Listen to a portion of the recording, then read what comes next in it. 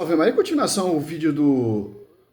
Aquele tá reagindo no vídeo do Lucas Bonzoli, o Bruno Lima, né? Que é da escola de Bonzoli, né? Do grupinho. Simples, pô. O tema é o quê? É sobre celibato. O cara tá falando aqui várias coisas que não tem nada a ver, pô.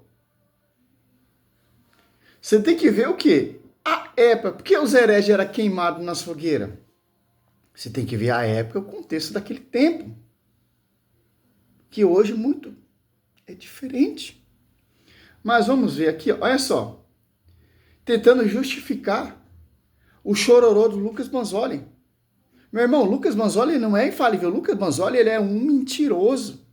Ele usa, nem a escritura ele usa falas de pais da igreja, como você também, para definir o magistério. Mas, realmente, cara, por que vocês citam a fala de pais da igreja? Porque vocês não acreditam nos pais da igreja. Porque vocês só acreditam o lema glorioso da reforma protestante é só escritura.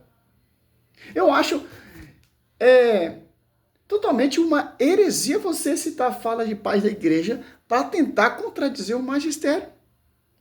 Ah, pelo amor de Deus, você tem que tomar vergonha na sua cara e usar a escritura, cara. Buscar seus fundamentos, tal, etc. Que são fundamento de homens. Olha a visão do protestante sobre o debate. Um ponto que eu acho que os católicos também tiveram uma argumentação muito ruim foi na questão do celibato clerical obrigatório, né? Eles, alguns até nem entenderam direito, né, o argumento do Lucas. O argumento do Lucas é basicamente que a Bíblia, ela claramente permite que os bispos presbíteros ali do primeiro século... Sim, nos primeiros séculos, sim. Os bispos, os presbíteros, os diáconos, tal, etc., no primeiro século, em 1 Timóteo 3, 1 e 2 e 8, os bispos, etc., tinha esse respaldo causado. Mas com o passar do tempo, a igreja vai organizando, vai desenvolvendo, é melhor ser solteiro para se dedicar 100% com as coisas de Deus, como São Paulo diz. Paulo diz assim, eu queria que fosse como eu. Por quê? Para se preocupar com as coisas do Senhor. Tanta preocupação desses protestantes. Os protestantes estão preocupados com os padres, porque os padres não casam. Quem se dedica mais 100% à santidade? A imitação do verbo. Os solteiros. É só. Paulo te refuta, o próprio Pedro te refuta, o Jesus Cristo te refuta, a tradição da igreja te refuta, etc. Olha só.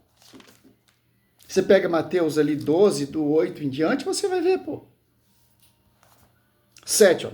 7, 7, ó. Pois, olha só, você entende aqui, ó. 7, 1 até o 7, o 8, pra gente entender o que? O contexto, certo? Não fazer doutrina igual esses protestantes fazem. Dá um pause aqui. Voltando aqui, ó. Matrimônio e celibato, ó. Tradução Ave Maria, a melhor Bíblia que tem à face da terra. Agora, repito, das coisas que me escreveste, ó. Penso que seria um bom homem não tocar mulher, ó. Já começa a tomar lapada. Olha só. 1 Coríntios 7, 1, ó. Olha só. Agora, a respeito das coisas que me escrevestes, penso que seria bom ao homem não tocar mulher alguma. Olha só. Todavia, considerando o período da incontinência, ó, continência. Quem consegue manter a continência, quem consegue não viver uma vida santidade, uma vida celibato, uma vida sem tocar em mulher, uma vida como São Paulo, para se dedicar com as coisas de Deus, é isso que esses protestantes não entendem. Todavia, considerando o período da incontinência, cada um tem a sua mulher e cada um tem seu marido. Ó. O marido cumpre com o seu dever com sua esposa e da mesma forma também a esposa o cumpra com o marido. As mulheres não podem dispor de seu corpo e ele pertence ao seu marido. Ó. E da mesma forma o marido não dispor do seu corpo, ele pertence à sua esposa. Ó. Olha o compromisso do marido de uma mulher. Há preocupação. Paulo diz bem claro. 5. Não vos recuseis uns aos outros, a não ser de comum um acordo por algum tempo, para vos aplicardes a oração, e depois retornai novamente um para o outro, para que não tente Satanás por vossa incontinência. Isso digo com acessão, não com ordem, pois queria que todos fossem como eu. Mas cada um tem de Deus o dom particular. Uns este a outros. Ao solteiro 8. E as viúvas digo que lhe é bom se permanecer assim como eu. Então, simples, pô. A igreja vai desenvolvendo isso aí. Por quê? Quando o cabra tem uma vocação, vai para o seminário, ele tem um tempo para pensar nisso. Para ver se é isso mesmo que ele quer. Ou diácono permanente pode casar. Ou se tornar um padre, fazer seus votos. Que voto, cara? 1 Coríntios 1:11. Ser imitador de Cristo. Ser castro. Se fazendo eunuco em prol do reino, como vai dizer Mateus 19:12. Apocalipse 14:4. Os virgens que não se contaminaram com mulher caminham junto com o Cordeiro de Deus. Simples, pô. Mateus 22:30. O marido não terão mulheres, mulheres não terão marido, serão como os anjos de Deus do céu.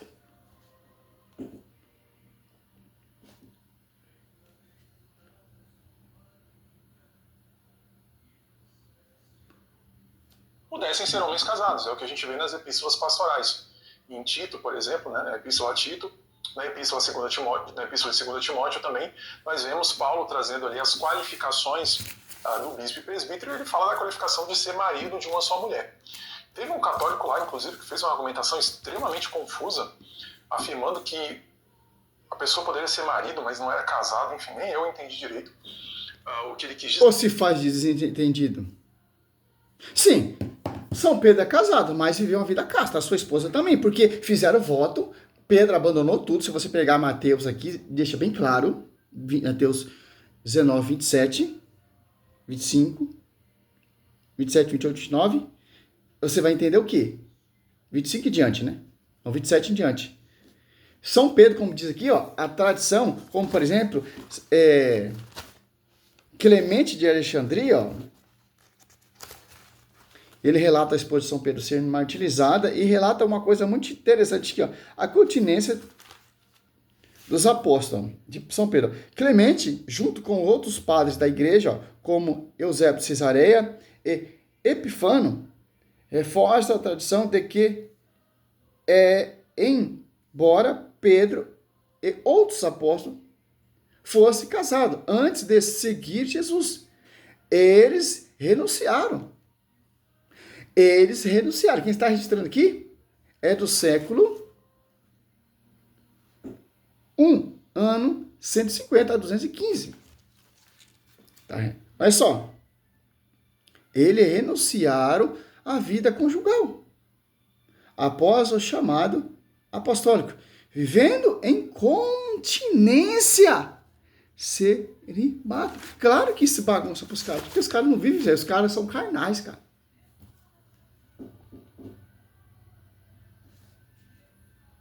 Ô, Bruno, né? Pelo amor de Deus, cara. Não era casado, enfim, nem eu entendi direito o que ele quis dizer. Você não é um grande apologeta? Ali dentro do contexto Pelé da apologeta? Os sacerdotes, entre aspas, né, embora esse termo não é muito apropriado aqui, eles poderiam ser casados. Paulo fala, inclusive, também Mas eles eram casados, mas ele mantinha uma vida incontinente. Uma vida castro. Eu sou castro, por quê? Só tenho uma só esposa. Sou castro a minha esposa. Óbvio, né? Dos apóstolos que poderiam levar suas esposas em viagens missionárias E ele deixa bem claro, por exemplo, a Bíblia relata, por exemplo, que Pedro era casado, você tem aquele episódio do Evangelho que fala da sogra de Pedro, enfim, você tem ali evidências claríssimas no sentido de que Pedro era um homem casado, que outros apóstolos também tinham esposas e que fazia parte, não era imposto, né, àquele que almejava o ministério, que ele fosse, por exemplo, um celibatário, embora uma coisa também que alguns não entenderam, ninguém está dizendo que você necessariamente deve ser casado, ou seja, nós não estamos defendendo o oposto, né, de um celibato obrigatório para um casamento obrigatório. Embora a gente até veja muita gente hoje dizendo que o pastor tem que ser necessariamente casado, mas aí você já vai criar, você comete o mesmo erro. Pelo amor de Deus, isso é doutrina de homens. O pastor, ele é a imitação verdadeira de Cristo, 100%? Não vive uma vida casta, uma vida celibata, uma vida dedicando 100% à obra, à igreja, à esposa do Senhor. O sacerdote pode ser casado com a esposa do Senhor, com a igreja. Certo? É simples, ó. Sobre as mulheres que são Clemente, já deixa bem claro, ó, 1 Coríntios 9,5. Ó. Clemente interpreta a passagem de 1 Coríntios 9,5, onde Paulo diz ter o direito de levar uma irmã, mulher, certo? Esposa, certo? De forma espiritual, de forma espiritual em Stromate 3,6, é o escrito que ele escreveu, né? Ele argumenta que as mulheres que acompanhavam os apóstolos não era esposa com quem tinha relações conjugais, mas sim assistentes. Olha só, cai por terra essa falácia do Pelé, do ex-doutor, reagindo ao vídeo do Lucas Monzoli, o bebê chorão. São auxiliadora dos apóstolos. E se fosse esposa também, não teria muita diferença, porque viviam a vida casta, como São Pedro e sua esposa. A esposa de São Pedro foi martirizada, Pedro já virou viúva, já está 100% a obra. E ele incentivou ainda, como diz Eusébio Cesário e Clemente de Alexandria, que ele falava assim, quando a sua esposa está sendo martirizada, lembrai do Senhor. Assistentes femininas que auxiliavam no ministério, especialmente no ensino e batismo de mulheres, respeitando a modestia. Eu não vou reagir mais esse vídeo do Lucas, do protestante aqui, que eu tenho mais que fazer.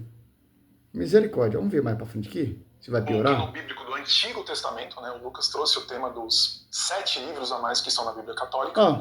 Ele trouxe aquele argumento, que é o argumento protestante mais importante, de que... Simples. Quem tirou esses 7 livros não foi nem o Lutero, foi o Cursilho de James. Por quê? Os judeus, para não judeus se converter, entender a profecia do verbo, que Cristo ele é o verbo, os judeus tirou esses 7 livros. Por quê? Para quando o amigo judeu lê esse livro, não vê a prefigurações e profecias de Jesus Cristo, para não se converter ao cristianismo. Por isso que foi tirado esse livro no Cursilho de James. Para não judeus se converter ali à igreja primitiva. Certo? E Martinho Lutero pegou essa versão, que é 39 livros. Mas os apóstolos usavam a Septuaginta da Bíblia dos 70, LXX. O que para nós interessa não é o Velho Testamento, é o Novo Testamento. O Novo Testamento vem do magistério. Ponto final, cara. Pouca conversa. Eu vi o debate lá do pastor, lá no programa César, lá sobre o cano, defendendo o cano velho testamentário. O Velho Testamentário já sabemos quem escreveu, mas a Igreja Católica adotou o Velho Testamento. Porque para você entender o Novo Testamento, você tem que ler o Velho Testamento.